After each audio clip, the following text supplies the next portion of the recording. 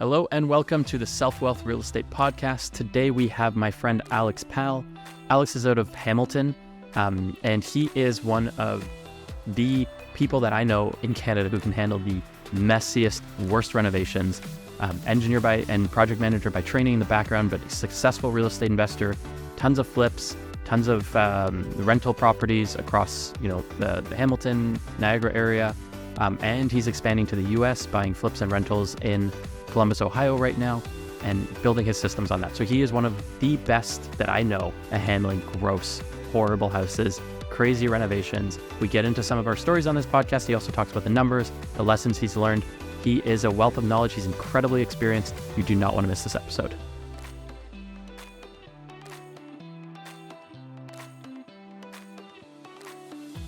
Hello and welcome to the Self-Wealth Real Estate Podcast. Today I have my friend and special guest, Alex Pal. Alex is a very experienced real estate investor and a good friend, and also his wife is part of his team and also a good friend. So really happy to have you on, Alex. Absolute pleasure, buddy. Really excited to be chatting. I know you're one of those guys that are just crushing it, and I love to see it. So I'd love to dig into your story. Tell me about kind of your life before real estate. Yeah, so before real estate, a young kid, I grew up kind of in a tool and die family, and that's what I was aspiring to be, getting into the trades. And I was lucky enough to have worked in the trades at a young age. I started at 14, working in the summers and on weekends. And I learned very quickly on the challenges of working, night and day and evenings and weekends. And so it inspired me to kind of push a little bit further in terms of getting a better education and not to downplay tool and die. I still love the trade. I think it's wonderful, but I decided to pursue engineering. And during that pursuit and recalibrating of where I wanted to go, I ended up linking up with my cousin-in-law, who was actually in the midst of getting into real estate investing. And he kind of was like, Alex, take this book, Rich Dad, Poor Dad, and take this book, How to Invest in Real Estate Using the Acre System by Don Campbell. The story of like Richard and Emma, I think, or whatever it is. Yeah. So anyway, I took those books home and I was like, oh my Lord, like you can actually make passive income. So if you're smart on the front end, you can succeed in the back. Anyway, so I just started to devour whatever I could read in terms of these kind of books. And so all through college, university, I was like a little goofball. I would like dress up in a suit and tie and go to like these seminars where they're trying to sell you their products. I would sit at like the back of the class and just sit quietly or whatever on like a Saturday afternoon. But and you kind of pick things up. You learn. You kind of reach out of your comfort zone. And at that time it's like no wife, no kids. It's a little bit easier to kind of go farther out where you need to go. But all of a sudden, out of university, I got a job with Acon, a project coordinator, and I studied mechanical engineering. So right out of Acon, I bought my first place right away, fixed it up, house hacked it, and I was making $600 a month while living in my own place. Wow. Okay. Tell me about this. What did you pay for this house? Yeah. So Hamilton Mountain, I paid $186. What year was this? This was 13 years ago now, I think. 14. Yeah. So that place right now is probably like $750. We still own it. And that is, funny enough, that property had funded the renovation where Kaylee and I now live, which is like our dream property where we live. Yeah, beautiful house. Been there. Yeah. Just one property was enough of the equity build up throughout this time was enough to fund that, which is mind blowing, right? And still cash flows, still does this thing. We've got a great family who's living in there, and property's just humming along. It's fantastic. So that was number one. But when I was living there, Acon at the time, it kind of called me back close to the office. I was working at US Steel and at the Hamilton wastewater treatment plant, so it was convenient to be in Hamilton. And then when they pulled us back into the office, it wouldn't have been a bad drive, 50 minutes or whatever into Cambridge, but I decided to start looking for my second. So I ended up buying one in Forest Heights in Kitchener. And that was the first one I went through like the actual legal duplex process. And probably lost like 2 years of my life doing that. It was just absolute hell. But, you learn a ton. And so I ended up renting out the upstairs so I could live in the basement cheap. And then I also made a second bedroom in the basement, so I rented out that place as well. Because I was just looking at, as a young single guy or as a young single person, you don't need to buy a house and take up every square foot of the house. And the reality is you won't. There will be you'll go down into the basement one day. Like, I haven't been down here for like 3 months. Like, what am I doing with this basement? You could be making money on that. So anyway, that's the way my mind works. So it worked out really well. Once again, I was like, it was cash flowing stupid on that place. Like, I had the upstairs rented for like $1,500, and I was making like $400 from my buddy. He was one of my best friends or whatever, living with me, and I'm living in the basement. And we had bought the place for $250,000. So anyway, so we actually ended up selling that place just a year and a half or so ago. Like, at the peak of the market, it was a good one to offload. And so, so that was the kind of my trajectory. How much do you think the duplex conversion cost you at the time? Oh, well, I was doing a lot of it and sucked at a lot. Like, I did all the electrical, and like I got the ESA inspector, and he like looked at me like like a deficiency list. But you know what? Like, the inspector was really cool. It's like, showed me, because as a homeowner, you can pull your own permits. And so now I go through projects with my electricians. I speak their language. I know exactly how to do it, and I can help troubleshoot certain issues that we're going through, because I went through the pain of having to learn that process. So it actually worked out really well. But I would think I'd probably be in about the $30,000 range. Yep. Right? Because like I picked up like an old kitchen that was at like this off Kijiji that was for free. Yeah. You know, I bought like a laminate countertop, and like you just find ways to do things cheap while you're living there. I didn't have the money. I was like, paycheck would come in, it would go towards building material and groceries. Paycheck would come in, building material, groceries. So that was all I had. And so, but you learn how to budget. You learn how to be super like rigorous in terms of your discipline with finances. So, but yeah, I remember like working at Acon, coming home, working until like midnight. I used to have vapor barrier over my mattress, and then I would like take the vapor barrier, keep the dust off. Yeah. But I mean, part of the reason I was asking is it's crazy how much home prices have gone up, obviously. But what almost is crazier in a way is how much, maybe, I don't know that it's the same amount, but home prices have gone up a lot. For home renovation costs to have gone up as much as they have is crazy. You did that one for $30,000.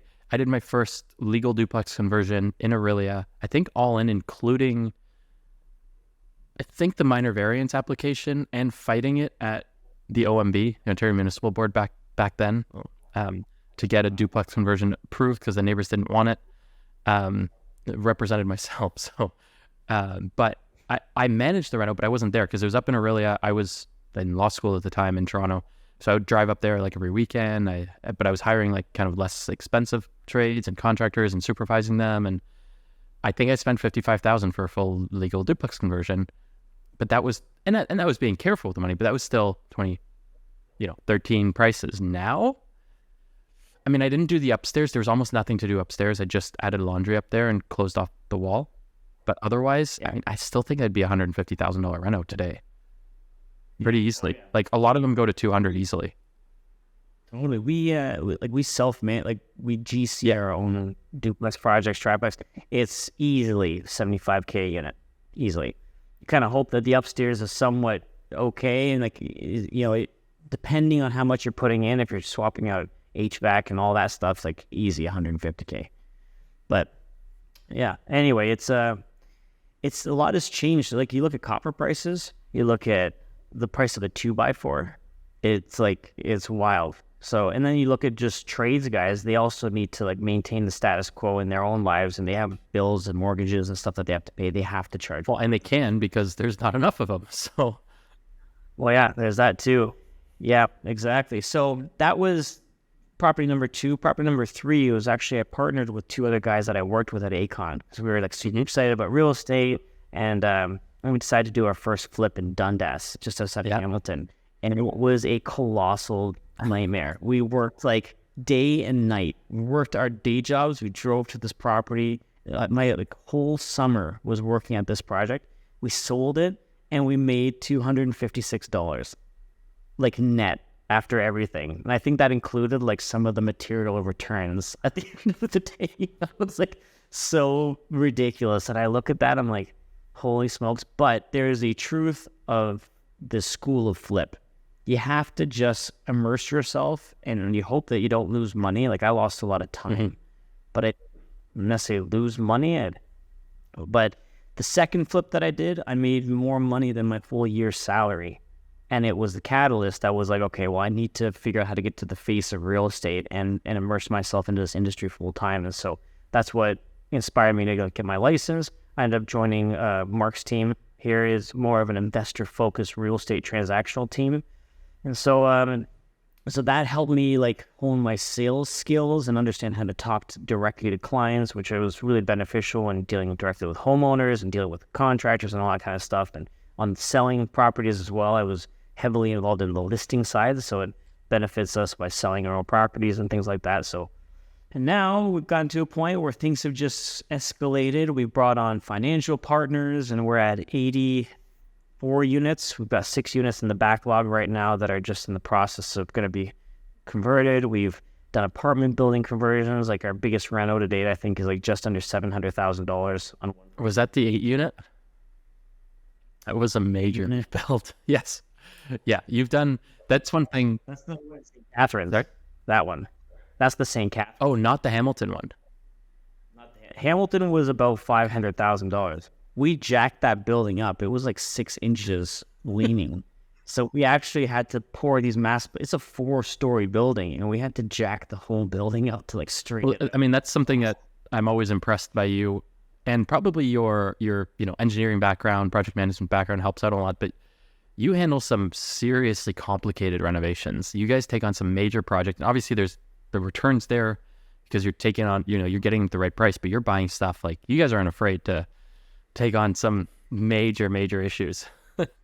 Yeah, there's this challenging component to it, but it's, if you can get it done and it works, then there is that margin there. Like, for example, we bought a property in St. Catharines, simple duplex conversion, but we got this thing for a song, and it's because the entire back foundation wall was like blowing in. It was like offset from where it should be by about 4 inches. This massive tree in the back, the biggest tree I've ever seen in my life. All the roots were pushing against the foundation. And so we literally had to put the house on stilts and break out the entire back foundation wall and re-pour no one's really going to do it. No home. We're not competing with the home builder on it. Like this scares away people. But you get. I mean, I'm finding this for myself. I mean, it has been for a few years. But as we're doing significantly more flips, and our in-house like construction and project management team has gotten better, there's really not much that scares me anymore, unless I don't think the margin's there. I start getting scared when I'm like, oh, it's hard. There's not enough money in this to do it right, to tear this all out. To you can slap a Band-Aid on this, but that makes me uncomfortable. What if other things come up and, future liability? Like, I don't want to deal with that. So, but yeah, it's gotten so much. I mean, we were just looking at a house yesterday that we're probably going to buy. They want $350 for this house in Ottawa. Best lot on the street. It's probably a less than 20-year-old house. Probably, it's got to be at least a 2,500, 3,000 square foot house. Nice street. Probably completely redone. This house is a $950,000 house. Between $9 and $1 million. It had a bad fire in it. There's no roof at all on this 2-story house. Like, the whole front of the house is burned up. But apparently, like, the joists are good, can be saved. They put in a beautiful pool a year ago. There's a hot tub and stuff. All the interlock in the back is beautiful, like all of that. But the front of the house, like, and there's just no roof. That's going to scare off so many people. It's just the roof is burnt off, right? Yeah. I mean, to buy this thing cash, insurance companies are going to tweak at us. You have to have the relationships there too. But once again, you know what you're doing. You turn that thing around. What do you project? We're just looking at it. I think I can do the reno under 300. So you're looking at about maybe 250 after all fees are done, you think? Yeah, so that puts me 650 into it. And if I can sell it for 9, there might be 150 of profit if we do it for that, right? Because between borrowing costs and the realtor commissions on the back end, right? Yeah, no, amazing. It could be good, but I mean, I would never have considered that major of a project in the past, but it just becomes easier and easier with time. The more you do, or it's like, yeah, this is not the first fire damaged house we've done.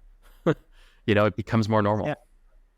And once your nerves have been shot so many times, they start to kind of ease up. It's like kneading dough, kind of, I guess, or some metallurgy where you're heat treating and it just kind of sizzles out. But now we just actually are putting our second flip on the market in Columbus, Ohio. Oh yeah, yeah, So, which is like this crazy. I know you've done this more than I have because you guys buy property But all over Canada, we've never gone to the States.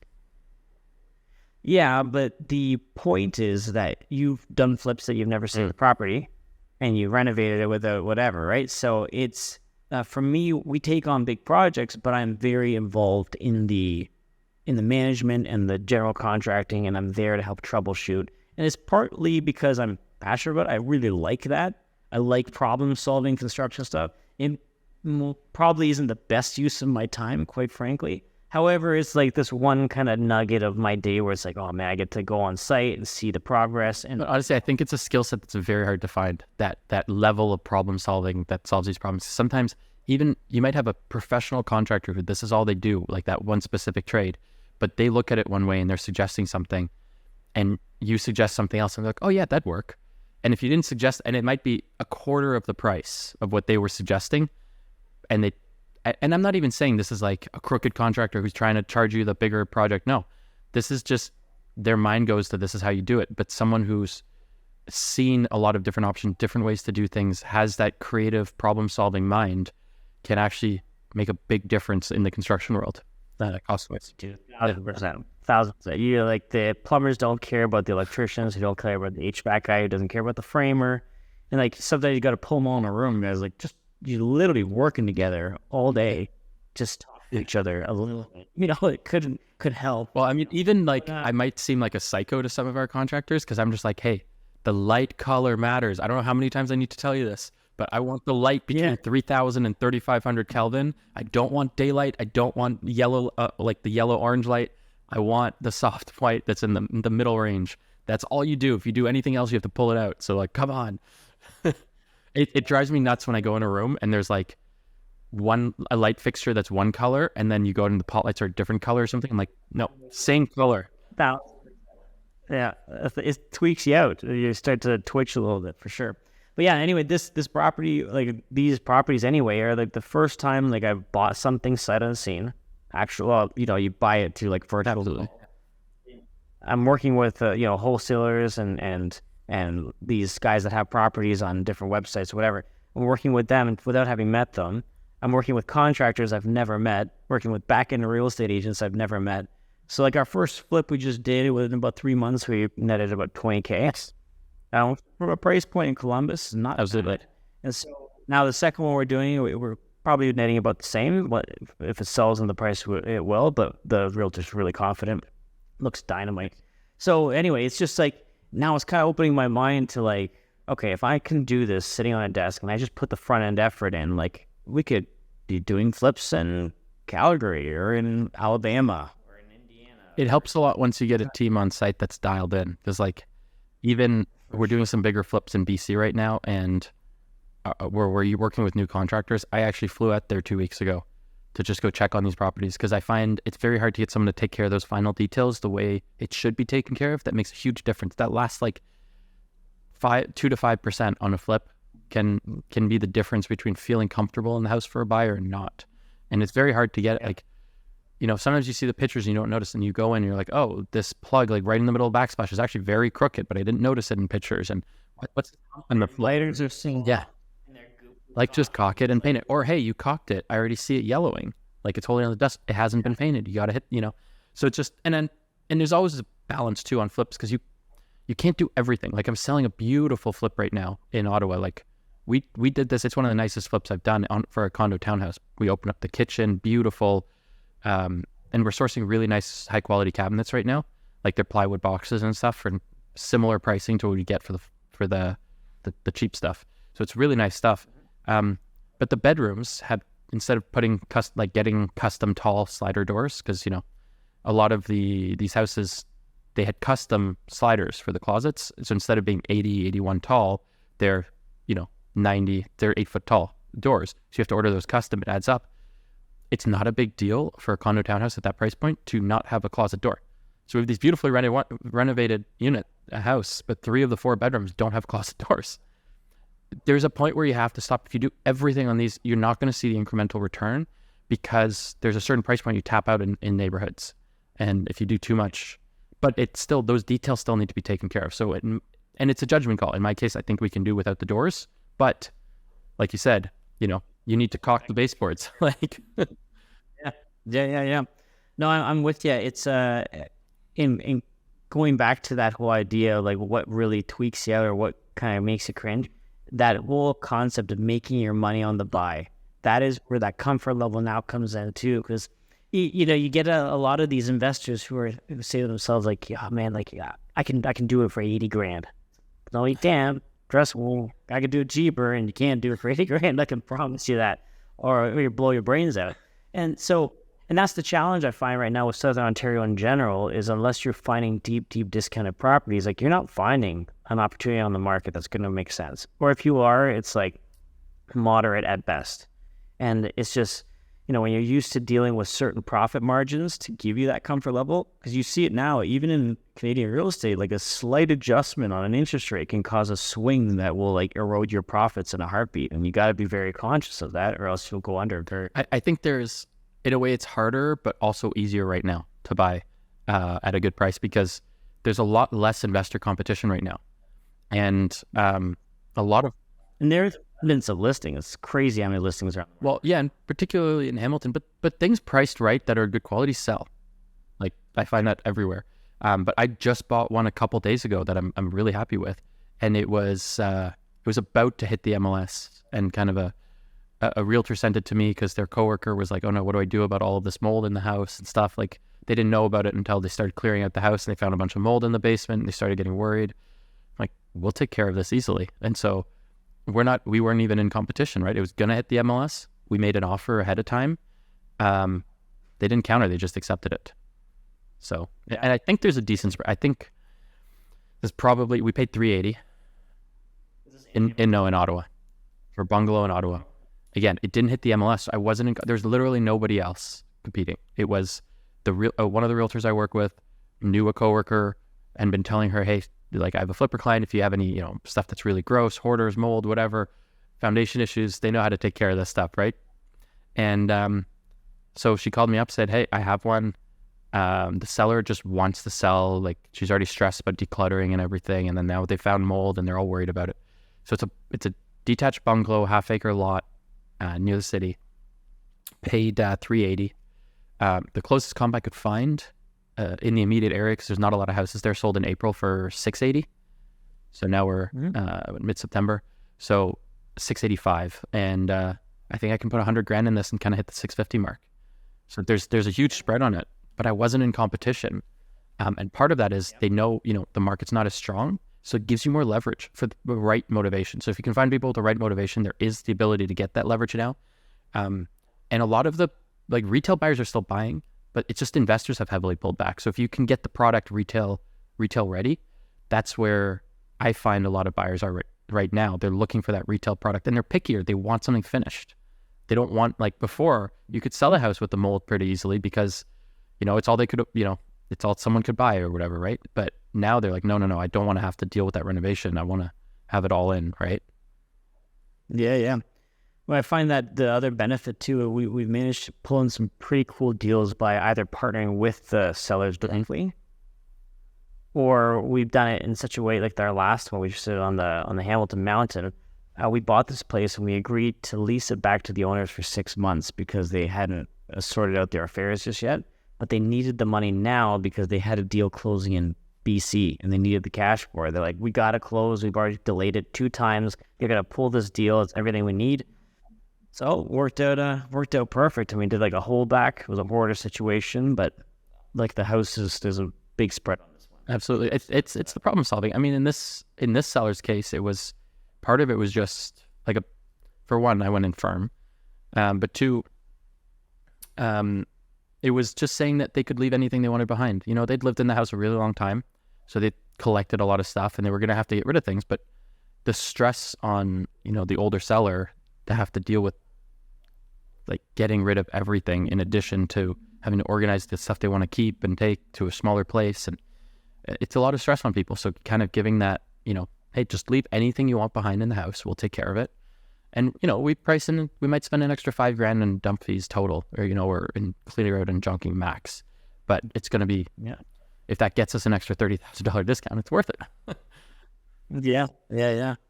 No, I walked through a place 2 weeks ago, and the guy hadn't been upstairs on his own house in like 8 months, and there was no way you could get upstairs. It was just that jam packed full of stuff. So Yeah. Someone went to go check out a property for me the other day, and she was walking through the basement, and it was bad. It was a bad hoarder house, and she's like, "I think this is a bedroom. I don't know if there's a window," You know? Because you just couldn't tell. And this was a basement; it was piled like to the ceiling. You couldn't tell if there was a basement window. You should go outside to check. You couldn't see from the inside. you remember that one that we did on Kensington Avenue? We bought this place for like we left a card in the door, and the guy like immediately called us. Half an hour later, he's in our office. We signed the deal paper. He's like, "The only thing I want you guys to do for me is find my passport and my daughter's blanket." So, in this pile of colossal mess, it was like 20, 40-yard bins. Wow, that's a lot. And 120 kilos of human feces, individually bagged. It's just unreal. The bathroom was so full that like they had the door impression of him just closing the door on it and like walking away. At least they put it in bags. We had one house where the seller used the bathtub for that until it filled up. Yeah. Bathtub was full of black sludge. They drained it. And there was Like a mud spa, right? yeah, Just put a little on your face. Just, yeah. Good for the skin. yeah, for sure. It's great moisturizer, I bet. But yeah, I remember full hazmat suit, everything, walking up the stairs, and there's this big pile of garbage, and I just saw like three, almost like out of like a Disney movie, like three rats like poke their heads up, like a little bit, and then like popped out. I was like, "Oh my Lord, what the hell am I walking?" Yeah, one of the ones we did in Ottawa 2 years ago now, something like that. It was bad hoarder, and power wasn't on. They hadn't lived there in like 5 years. It made me think of this one because the seller was like, "Hey, can you find my brass dolphin?" And we found it. It's this like big, heavy brass like fish on a rotting wooden stand because it was so damaged. But yeah, that one was a lot of bins. It was pretty bad. And the rat situation in this house, our demo crew literally caught squirrels with their hands as they were cleaning up the house.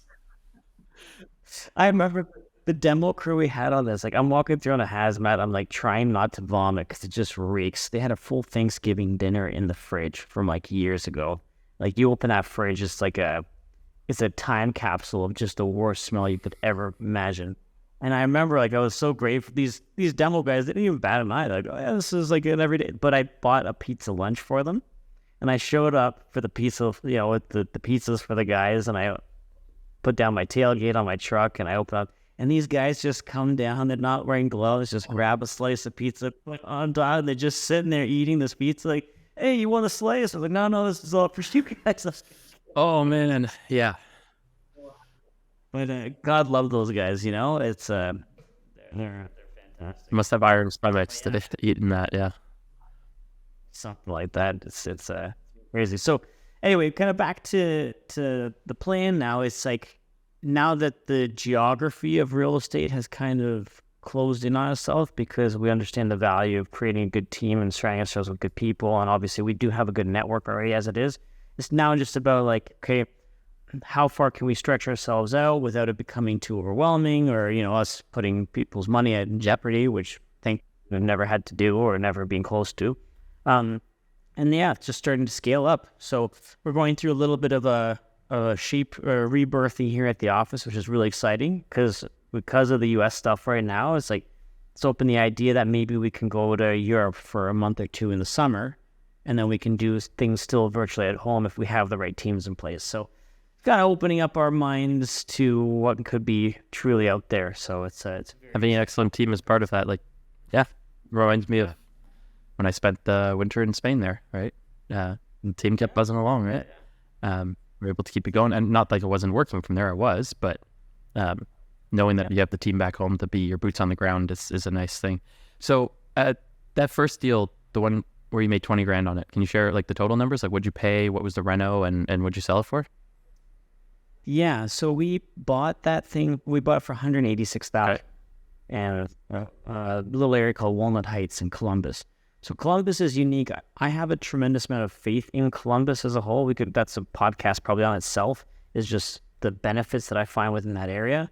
Yeah, but we bought this off of a wholesaler / real estate team. In the U.S., wholesaling, I mean, you know better than it. Like, it's very common kind of in the real estate, whereas here in Canada, it's still find real estate agents who have no idea what wholesale is, which is so surprising. But anyway, there you have full licensed real estate teams, and all they do is wholesale, right? Then so anyway, this real estate team, they go and they find properties that they put under contract, and then they wholesale them for a fee to guys like us. So they presented very nicely, looked through it, and I had a good relationship with these guys. So I kind of was already in discussions with them for a few months. They brought this deal to the table, like, I think this will be perfect for you. And so then I had already networked with a couple other investors who shared some contacts for contractors. I got the contractors through, got 3 quotes that all came in very well. Closed on the deals. Our reno in total was about 30 grand, right? So we were in it for like low 200s, and then we end up selling it for 265. So less commissions, less our private lending fees, less, whatever other closing fees that were accounted for in that. It was about 22K profit, roughly. And so, yeah, after all was said and done, this was once again the first kick of the can. I was being very cautiously, if we make money, great. If we kind of break even, that's kind of okay. I just want to learn and create a proof of concept.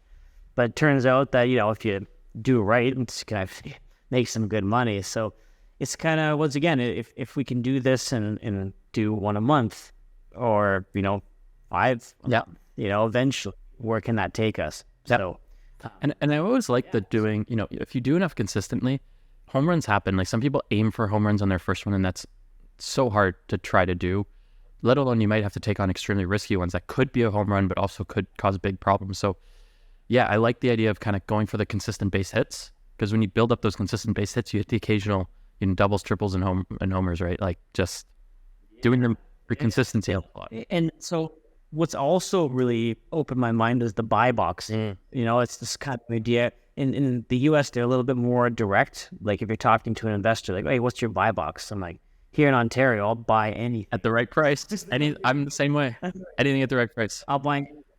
And so they're like, what's your buy box? I was like, well, I'm looking for this kind of hell, whatever. But now you hone in on exactly what you're looking for. And my expectations are pretty simple.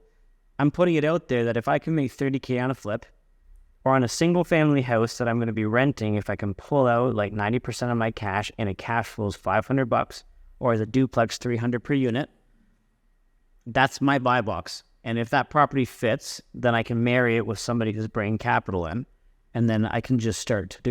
So I was going to ask how you finance the flips. Are you doing those with partners, or is that just private lending in your own money? Yeah, well, we did one with our own money. We did one with private money. And so, that's another thing too to now consider, because when we borrow private money in the U.S., you're dealing with everything in the U.S. currency. So they're lending you the amount of U.S. money that they need. There's ways to transfer money that cost them less. You kind of coach the people on how to do that. And then when you bring it back to them, if there's a conversion rate difference, and this is something that I was told early on, if you're doing stuff in the States and you're funneling Canadian money, you have to be very transparent that, if there is a shift in the dollar, that you have to account for that. Now, luckily, we're kind of sitting at the same rate, and we have been for quite some time. But in the event that there's a downturn, then that's not on us. That has to be experienced. Or in the event that there's an upturn, like, it's a huge bonus for the person, right? Yeah. Or ideally, they can keep recycling their money and keep it in U.S. dollars, so there's not, because you get hit on the exchange each time too, right? You lose a couple of percent on each side, so that can suck. Actually, well, with a guy today, it's this new bank called Volt. I don't know if you've heard of it, but you can create bank accounts within different currencies. It's all digital, and the conversion rate between the currencies is like 3% of what the banks would actually charge. Okay. So it's paying a couple thousand, you're only paying like maybe $120, $150 or something like that for like a large sum of transfer. So these are things that now we're looking into to make the lending process easier for our partners, because I find we get a lot of calls from people who are like, "Hey, Alex, I love what you guys are doing, and I want to invest." It's like, great. How much are you thinking or comfortable investing? Like, well, I got about 50 grand right now. And it's like, in Canada, you can't. You want to encourage those people to be investing or doing stuff, but it's like, can't do a lot with 50 grand because that requires us to then pool, 50 grand from 10 different people to be able to utilize it. Versus if we now go into the US and I have somebody that can put a 20% down payment with a 30 grand reno, those exist. They're out there. Yeah. Right. And so now this person can actually benefit in the, in the process of real estate investing at much lower price. Absolutely. Yeah. And once again, it's a long-term game. So anyway, once again, that's opening the world to us too. So it's very exciting stuff. I'm just like super jacked about it. It's gonna be great. And so on the ones you're keeping, so the single families that, cash flow 500 or the duplex, are those also with partners? Well, we haven't done. Or is that the intention is to do it with partners? Yes, yeah, that's the intention would be. We might do one ourselves. It depends on the deal too, right? If we can pull the capital out and it's not that big of a deal. Now that we've done and kind of have a proof of concept, our lender base in the U.S. also opens up. It was interesting when I was looking at financing options when I bought my first one. I was like, we typically need to see at least one or two kind of examples of properties that have been successful, which I didn't have at the time. I was like, well, and here in Ontario, I do this. I got all this detail for you if you like. And like, yeah, but we need one in the U.S. Now that I have that and I've proved that we can, I think that that's going to really open up the world of lending base for us. So we'll see. That's the kind of the next ring of the ladder that I gotta climb. But yeah. So because of course, if we're getting money funneled in from partners, we need to be able to utilize private money on the back end, right? But once again, the price points sometimes are so cheap. You think of a partner who's leaving $250,000 here on a deal, or they can spend $250,000 in the U.S. and buy something cash, and they're the mortgage holder. And get to share 50% of the cash flow. I mean, like, it's a massive cash deal. Versus here, it's more of an equity play. Like the idea that property is going to appreciate at a faster rate than what it would in Columbus, Ohio. That is not something to balk at. There's obviously some merit there. However, I think that from a cash-on-cash return, like if you're dumping, let's say $200,000 American to buy a place that is not only cash flowing, but you are the bank for that small sum of money, oh man, you can do all kinds of crazy stuff. And I think it's good to have both. I think it's good to have some properties that are cash flow plays, and as you scale and do more volume, to mix it and have the equity plays too. It's nice to have a bit of both, I find. Yeah. So, how are you finding the bigger buildings right now? Like, are you guys buying anything like larger composition of units? We're mostly like stabilizing and renovating the ones we have. We kind of just finished renovations on our 17 unit in Welland. So, I mean, it's mostly leased up now. Actually got it refinanced or appraised. We're just working on the refinance now. We're doing a CMHC MLI Select on the refinance there on the back end. But we're doing a bridge loan with First National kind of as a in between. So that one was a major reno and a big cash suck. But there's a huge, huge increase in the equity versus what we paid for it, because we took a 12 unit that was run down, not bad, like just old original, and we converted it to 17 fully renovated, added in ductless mini splits in every unit for heating and cooling, the cold start heating and stuff like that. So went more efficient on everything, and that's how we're doing energy efficiency, is how we're hitting the MLI Select goals. You guys had to do the whole simulation and everything. We just didn't have MLI Select. Yeah, we paid basically some sort of engineer or consultant to prepare the report on what we need to do and what they recommend so that we hit the certain levels. So yeah, that helps kind of borrow more and get, I think, a slightly better rate, but mainly, you can borrow more both because technically you could go higher in amortization, though you usually hit your debt coverage numbers, but they'll actually allow a slightly higher or slightly lower debt coverage ratio, which then allows you to borrow more. And you can extend the amortization a little further, which also helps kind of borrow more of it. So that can help on the back end, though the renovations were extremely expensive with everything we had to do. So there's a trade-off there. How much did you end up paying in rentals total? Oof. I don't have the final numbers, but I think we were a little over $1.5 million in renos. Yeah. Yeah, we paid 1.35 for the building.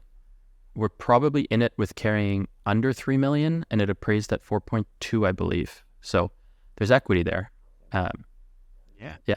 So it was a good successful project, but with a huge cash suck because most of all the renovations were funded personally, and I'm probably not going to do that again. Even though it did so well, I'll probably bring in partners next time just to not limit how much of our own capital is in.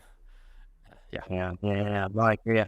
We did the same thing. We partnered with a guy on this St. Catharines building. It was a 20-unit room house, and it was just like crackheads galore. There wasn't a nails of copper left in the place at the time we bought it. We bought this thing for $750. And how many units was it? It was a 20-unit room Okay. house, but like even the individual bedrooms, it had 3 kitchens and 3 bathrooms, one on each floor kind of thing. We converted it to a 9-unit, like the freestanding units. So they're all 1 beds and one's a bachelor. But $750, we put in just under 7, and the appraisal came back at 2.4. So it was it was a good run. But with we got the MLI Select program to our advantage as well. So we got a CMHC refinance on it, which was great.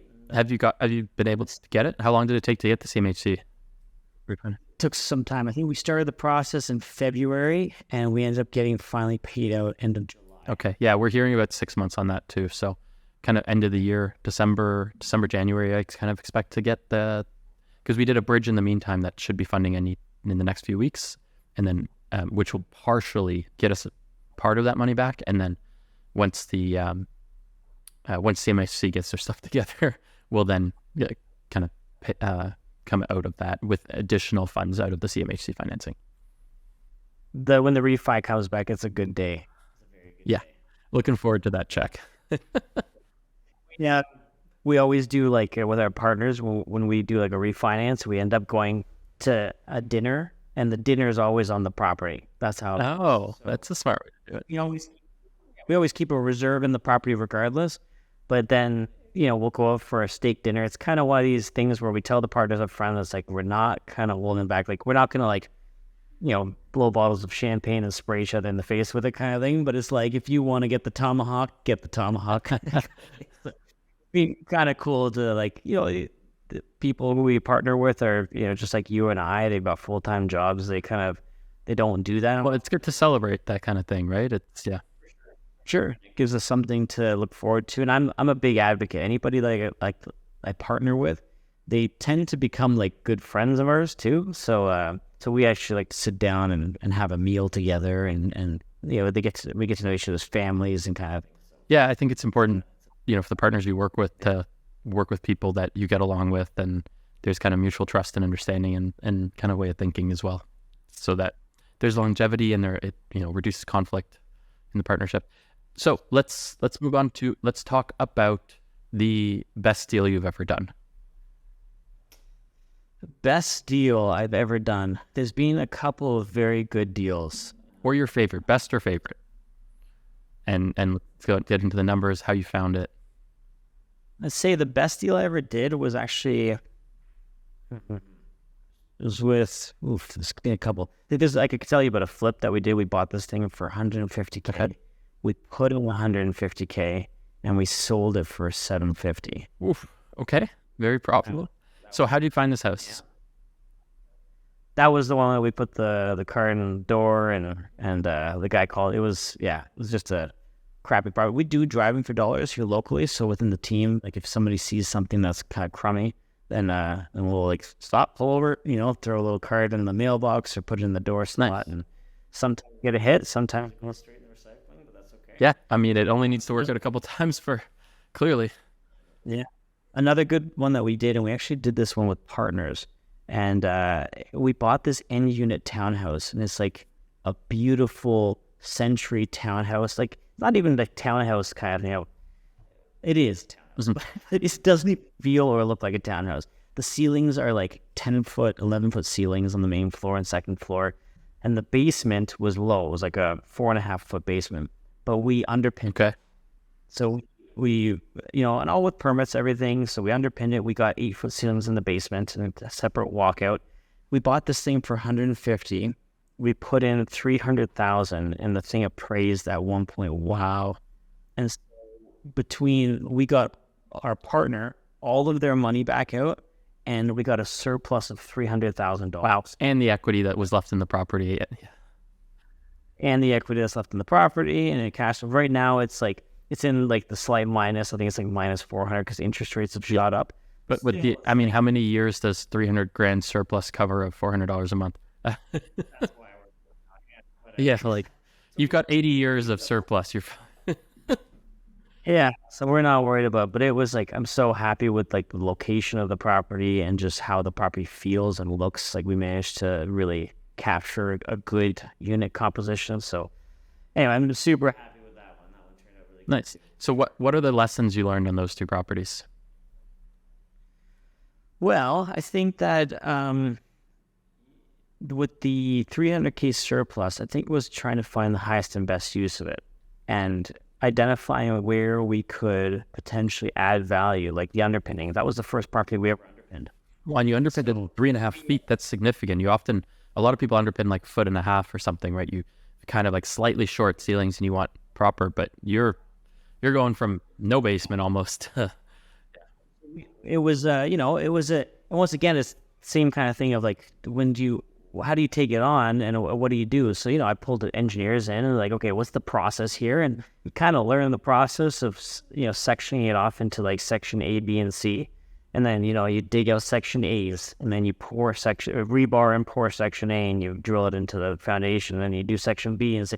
And so just doing that, the underpinning itself, we self-managed that underpinning process. So we hired a bunch of guys who did it, and I was there managing it with the, obviously the overseeing with the engineer to make sure everything was documented properly. And that thing cost us to underpin like $30,000. And so to finish that unit, let's say it cost us maybe another $50K, right? Once you had flooring, kitchen, drywall, all that kind of stuff. So we're $80,000. But that unit right now is pulling in like, $1,700 a month in rent. So you extrapolate $1,700 times 12. I don't know what quick math that would come out to. But you look at how quickly you can pay down that $80,000 investment and what your return is on that portion. So you start to look at things a little bit more clearly when it's like, how do I utilize or make this the highest and best use of that particular space, and how do I capitalize? Well, and I don't want to add too, one of the things for the viewers and listeners is you can see how much power it gives you to have such good control over over the renovations, because I wouldn't be able to do that basement for $80,000, and I think most people would not be able to. I'm good at renovations. I have a good crew and everything, but between underpinning and finishing all of that, as a legal additional unit, $80,000 is unheard of nowadays. So that is one of your strengths, to be able to do such major projects. You're not scared of them, but also able to keep the costs so well controlled. I think that's a major strength of yours. And it shows, I think, for people the value of using different strengths successfully. One of my strengths is getting good deals on properties, right? If you're good at that as well, that's one of my top strengths, is finding, great opportunities at low prices. One of your strengths, of the many, is being able to control construction costs so well and being able to take on such major renovations that otherwise would scare people. So you can get better deals on properties because you're taking properties that would scare people, but also being able to do it in such a way that you are able to do it affordably and save so much money on the renovations, which then allows you to take money back.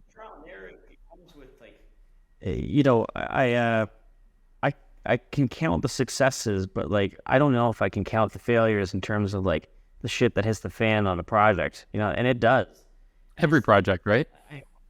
Every project. I heard a really good quote when I was still working in project management with Acon, and they said that a good project manager doesn't always have to foresee the bridges that they have to cross.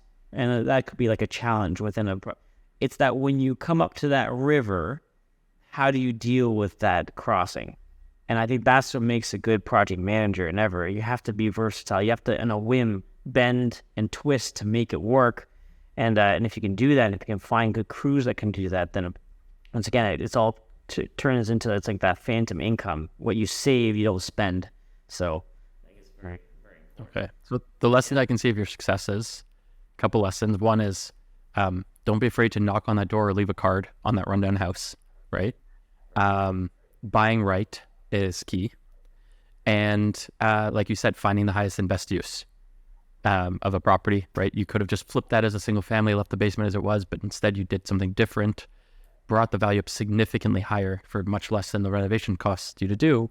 And so you're able to kind of maximize. You would have made money on that property essentially regardless, it sounds like, but you were able to really maximize what you could do with it because, picking the best use for that. So that's great. Can you now tell us, and we'll see what lessons you've learned, about the worst or your least favorite deal, or your worst deal that you've ever done?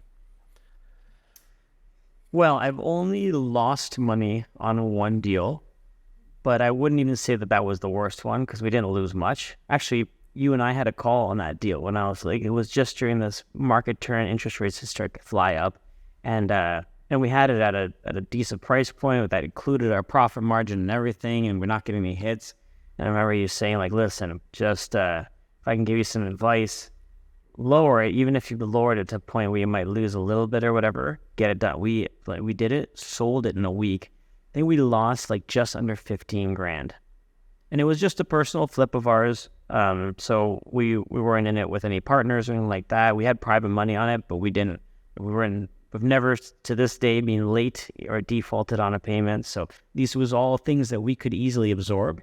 But I looked at that property now, I'm like, holy smokes, thank Christ, we did that, and we didn't hold on to that and just pray, because we would have been probably in a lot bigger issues of having to carry a massive cash flow. Especially on private money, it only gets worse over time. But here's the thing: what if the market had shifted and had gone up in value suddenly?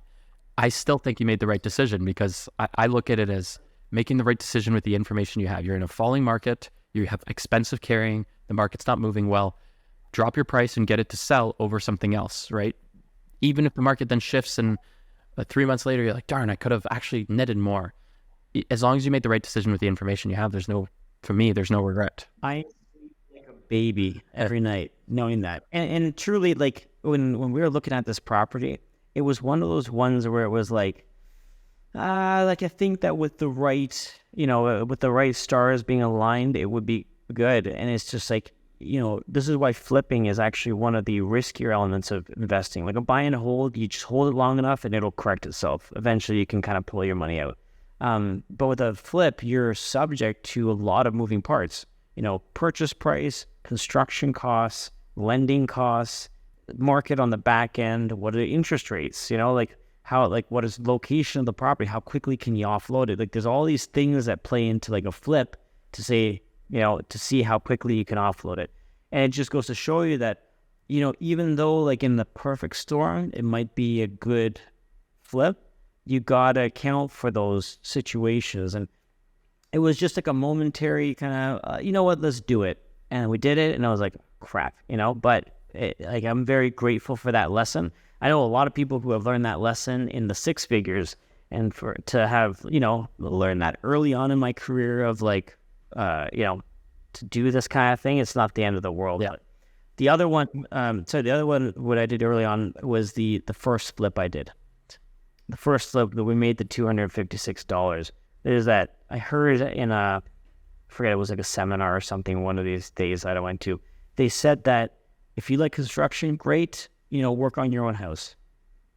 Don't pull the hammer and start doing the work on your own place, because it's the surest way to burn out, to become almost resentful towards the industry in itself, to think that, you're the guy that says real estate doesn't work. It's just the bullshit, It's not. So for me, it was interesting from the first flip that I did, where I was working day and night on this place, to the second flip where I didn't touch a hammer. I think I touched a broom a few times just to kind of sweep things up during the listing process, but I didn't do a lot of any of the work. And to have seen such a deviation in price point of net profit, one covered my entire year's salary, the other one barely covered a dinner, And so it was very eye-opening to kind of understand that you make your money on the buy. You always do that. So I'm okay to pay more for construction because I'm not saving as much by doing it myself. But anyway. And you need to buy it pricing in that you're paying for construction, not that you're going to do it for free for yourself, because your time has value. 100%. That lady that we sold the property, the very first flip that we did, she still messages me once a year telling me how she calls it her little cottage. It's a semi-detached property in Dundas. And she has it at the Christmas Dundas property show every year. So she does an open house and she lets people kind of walk through her house. It's super small, 1-bedroom, 1-bath house that we did. But at least that's kind of like the saving grace of that. That you're happy with the work that was done and the buyer is happy with it. The buyer is so grateful that she leaves my card out every year for people if they want to talk to me. About her property. I just think she's the sweetest woman. That's great. Yeah. So let's move on to our final questions. First, what has changed about your approach to real estate investing with your experience? What has changed? Sorry. About your approach to real estate investing with your experience? Approach to real estate investing, I will say that leverage is probably one of the biggest changes in my approach, is finding the right people versus trying to make it done a little bit cheaper with the wrong people. I think that if you find competency in any respect, I'm talking lawyers, I'm talking contractors, I'm talking realtors or wholesalers that know their stuff, and then you can leverage your power team around you, it's exceptional. I'll give you an example. We did a subject to deal here. We had to, a lawyer that we like to work with here locally, they were like, we're not really comfortable doing this. And I was like, okay, well, we went to like an old time lawyer, and he's like, oh man, we used to do these all the time in the 80s. And now you have like your power team, and luckily enough, we have enough of a network that we can kind of move the shape to one another. But that's a good example of leverage and how important it is to be able to leverage these skill sets with people that can, because, being a lawyer, you can appreciate lawyers are deal killers a lot of the time. Yep. So to find a good one that can help you out is absolutely. So that would be, I guess, nice. Okay. If you could go back in time, what's one piece of advice you'd have for a younger you? Oh man, I would have bought so much more. I would have bought everything. I would have bought things that just didn't make sense. Well, that's just knowing that the market is going where it is. I think younger me would have, I would have doubled down more on the raising capital and starting to scale sooner. Because I think at that point, when I'm a younger guy, without a family and kids, like now we have a family, like I plan to be home every night for dinner, that kind of stuff. It's important to the little ones, right? So, and those are things that are important to me, right? So it's I can't do those like networking 3-4 days a week. Back then, I think that if I would have taken more precise action by being more purposeful, I would go to these networking events, but sometimes you just don't know what you don't know. Nowadays, if I know and I can go into these price points, and back then things cash flowed like crazy. Yeah. Right?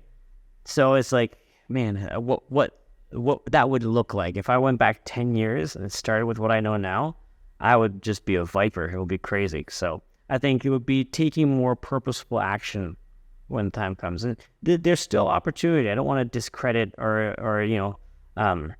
not give hope to some of your viewers and listeners. You can still buy good opportunities. Case in point, the ones we're talking about. These are like in the past, the longest ones I've done past 3 years, it's nothing crazy. You can still find great opportunities. We're still buying. Absolutely. So it's just, you make your money on the buy and take purposeful action. Nice. Okay. What is the most overlooked or the most overhyped investing strategy right now? Overlooked and overhyped. That's duplex conversions. Are they overlooked or are they overhyped? Overhyped, big time. Everybody and their grandmother who thought that they could do a duplex conversion and pull a, $80,000 surplus. Next thing you know, they're coaching people, and I'm like, what the heck is going on in this planet right now? And like now you see those people who are like, oh shit. I think that was the overhyped. We've done a lot of duplex conversions, and I will stand by them. If they don't make sense in today's market, they just, even if you find a slam dunk deal on the back end, you're just not cash flowing. Yeah, you're almost better off doing it than selling it. Exactly. So I think that is the overhyped. Overlooked, I think that you're gonna, when you find these like seriously damaged properties, the ones that take a little bit more effort and experience, it's not for the faint of heart. I don't think as your first investment you should be taking on a place in Ottawa that has no roof and is fire damaged. Like, it might be a little scary, but this is why you hire professionals and a power team around you, because you're going to rely on your contractors to say, listen, is this doable or not? And they're going to say, yeah, we can soda blast it and get a new roof on there, and it's going to cost X amount of dollars. And that's just another line item in my budget. Absolutely. That's all it is. It's not emotional, like, oh shit, it's fire damaged. You don't even think about it afterwards because it's not going to be fire damaged by the time you're done. Absolutely. But you are going to pay more. It's just a matter of how much. So yeah. Awesome. Okay, Alex, thank you so much. How can people find out more about you if they want to partner with you or talk to your team about, real estate services? I know you don't do much of that yourself, but if they want to talk to your team about that, or if they just want to learn more about what you're doing down in the States, in Columbus. Yeah. You can find us on Instagram, so PAL Property Solutions. I think there's an underscore between like PAL _ Property Solutions or PAL Property _ Solutions, one or the other. But if you check it out, search it on Google or on Instagram, you can find it. Also, we have a website, www.palpropertysolutions.com. And we have like videos and stuff on there too. So if people want to know what a joint venture looks like or what is that or how private lending works, we can kind of showcase that. But thank you so much for having me on. I love it. It's awesome having you on, Alex. I know you're one of the best at these, you're definitely probably the best or one of the best that I know of taking these really decrepit properties and doing something incredible with them. So it's always impressive to see. I'd say there's very few people I know who can kind of handle the bigger renos better than me, and you're one of them. So yeah, I'm always impressed. Well, I keep this life-size poster of you in my bedroom, and I just like every night I light a candle. Just a little kiss. Hope I can make Luke proud. So I've achieved that. Well, that sounds lovely. Little hairs stand up on the back of my neck every night when it happens. It's great. Thanks, Alex. I'll talk to you soon. Thanks.